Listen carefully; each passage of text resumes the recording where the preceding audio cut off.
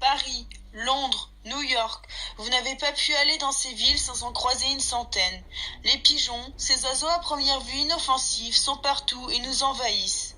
Est-ce une coïncidence que leur nombre augmente avec celui de la population? Ils n'ont étonnamment aucune crainte de l'homme et s'en approchent même plutôt de près, jusqu'à nous suivre dans les transports en commun. Étrange, non? Mais est-ce que ça ne serait pas plutôt à nous de nous en méfier? En effet, autrefois utilisé en tant qu'espion de guerre grâce à une caméra embarquée, ne serait-il pas toujours utilisé pour nous surveiller?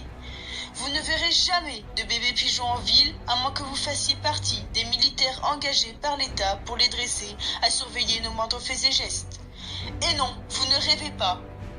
Un nombre méconnu d'élevages tenus secrets sont présents partout dans le monde. Pourquoi? Surveiller les personnes qui ont du pouvoir, de l'argent, obtenir de l'information classée secrète ou encore et surtout nous contrôler.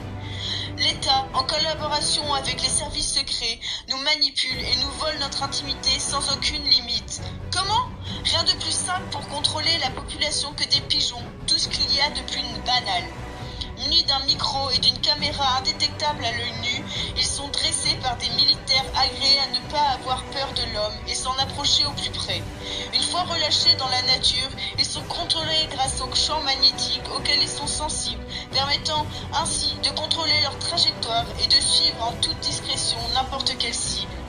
Ainsi, l'État nous contrôle, visant majoritairement les grandes villes, où la population y est dense et où les pigeons, autrefois plus nombreux à la campagne, font maintenant partie du décor et n'interpellent plus personne. Mais des signes ne trompent pas. Leur démarche mécanique, le regard qui reste nous fixer ou encore pire, des bugs.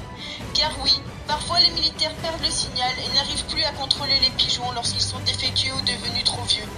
Ils sont alors obligés de les désactiver, détruisant l'animal et toutes les preuves allant avec. Maintenant que vous n'ignorez plus la vérité, vous réfléchirez à 2 fois avant de vous asseoir sur un banc pour les nourrir de miettes de pain, car c'est vous et de vos informations qu'ils se nourrissent.